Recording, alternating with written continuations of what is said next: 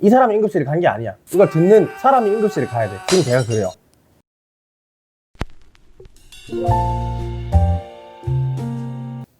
안녕하세요. 연애연구가 데이쌤입니다. 오늘의 연애풀이 이지님의 응급실입니다. 너 하나만 사랑하는데 이대로 나를 두고 가지마. 나를 너 사실 응급실 하면은 많은 남자분들이 알 거예요.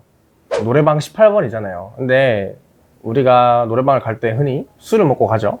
가사가 이 술 깨고 이성적으로 보면은 굉장히 찌질합니다. 왜 그런지 한번 얘기를 나눠보겠습니다. 자, 후회하고 있다. 우리 다투던 그날에 내가 괜한 자존심 때문에 끝내자고 말을 해버렸다.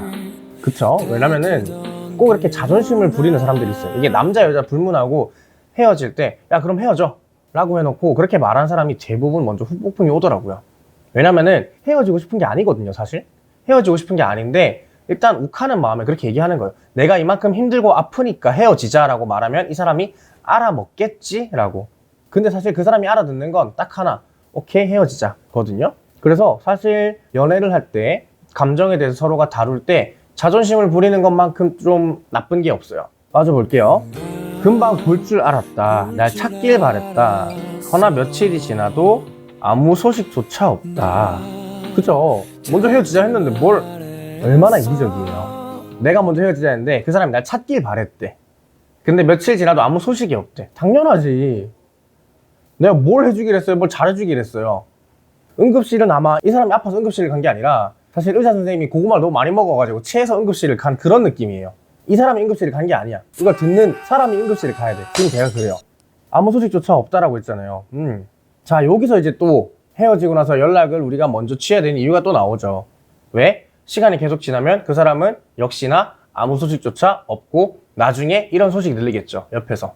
야, 걔 남자친구 생겼대. 걔 그럴 줄 알았다면서 합리화해 보지만 사실 그럴 줄 몰랐잖아요. 연락 올 줄 알았잖아. 걔나 자존심 부리고 있잖아요. 그러지 맙시다. 문제의 그 가사가 나옵니다. 항상 내게 너무 잘해줘서 쉽게 생각했나 보다. 항상 내게 너무 잘해줘서 쉽게 생각했다. 근데 갑자기 좀 내가 이 노래를 많이 불렀다라는 게 화가 나네요. 사실 당연한 건 없어요. 사랑과 노력이 있을 때 잘해야 되는 건데 그 노력을 당연하게 여겨버리는 순간 상대방은 그 노력을 거두려고 할 거예요. 왜? 내가 아무리 노력해봤자 그 사람이 나한테 돌아오는 게 없으니까 내가 노력해서 뭐 하겠어 라는 생각이 드는 거죠. 이젠 안다. 내 고집 때문에 힘들었던 너를. 그래요. 이런 자아성찰은 괜찮아요. 다행이네요. 이제는 알아서. 다행이라고 했던 말 취소할게요. 다음 가사에서 바로 취소를 하게 되네요. 이 바보야 진짜 아니다. 아직도 나를 그렇게 모르냐. 너를 가진 사람은 나밖에 없는데 제발 나를 떠나가지 마라. 그쵸? 그때는 그 사람을 가진 사람이 나밖에 없었겠지. 그러나 지금은 아무런 소식조차 없는 그 사람은 누군가 또다시 썸을 탈 수도 있는 거고 아니면은 내가 잘해주는 만큼 나를 위해서 잘해줄 수 있는 사람에게 넘어갈 수도 있는 거고요.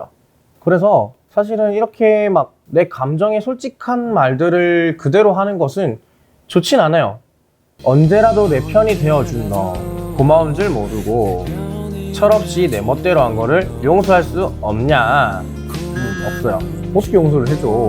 그 사람은 항상 내 편이 되어줬어요. 항상 나를 위해서 도와주고 나를 위해서 힘써주고 우리 관계를 유지하기 위해서 노력해왔어요. 그 사람이 더 이상 그 노력을 하지 않겠다라는 건요, 그만큼 지쳤다라는 것이고 그만큼 너에게 그럴 만한 가치가 없다라는 거예요.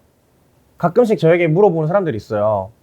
저는 그 사람을 위해서 헌신을 하고 노력을 했다. 사실 조금 억울하긴 하다. 나도 잘한 게 많다라고 얘기를 하는데, 자, 진짜 헌신하고 노력한 사람은요 이렇게 말 안 해요.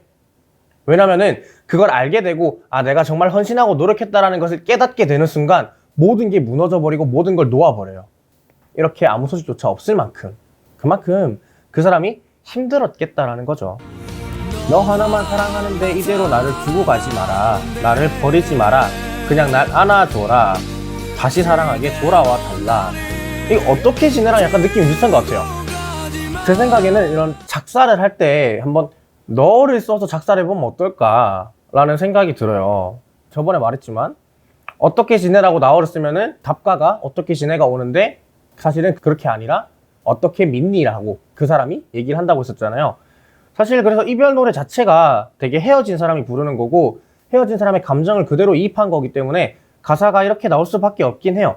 다만 이제 우리는 이 이별 노래를 이제 타산지석 삼아서 우린 이러면 안 되는구나. 난 이러면 안 되겠다. 아, 이러면 제외하기 힘들겠구나 라고 알아두시면 좋을 것 같아요. 제가 예전에 그랬죠.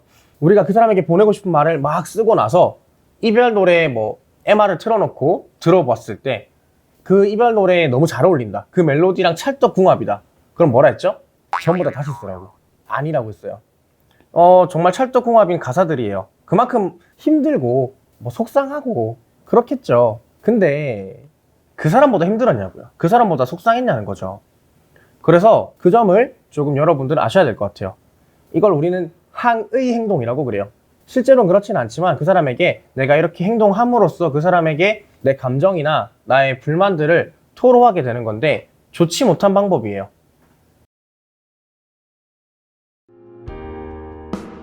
우리 다투던 그날에 괜한 자존심 때문에 끝내자고 하는 것보다는 누구는 다툴 때 갈등을 바로바로 풀어내는 파이팅인 사람도 있을 거고 아니면은 갈등을 조금은 묻어둔 채 대화하기 위해서 어느 정도 시간이 필요하거나 여유가 필요한 사람들을 플라이트라고 그러는데 그때 그 두 분이 휴전 규칙만 아셨더라면 끝내자고 말도 안 했을 거고 며칠 아무 소식조차 없지도 않았겠죠. 그리고 내가 그 사람이 해줬던 것들에 대해서 인정하고 칭찬해주고 그저 나도 그 사람처럼만 해줬더라면 사실 이 노래는 나오지 않았을 노래예요.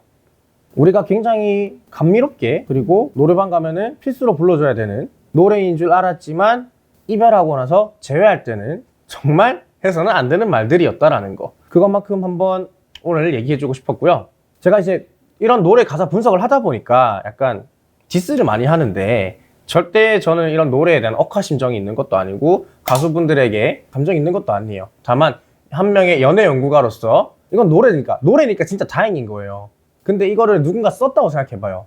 그러지 않길 바래서 이런 얘기를 하는 겁니다. 자존심 너무 부리지 마시고요.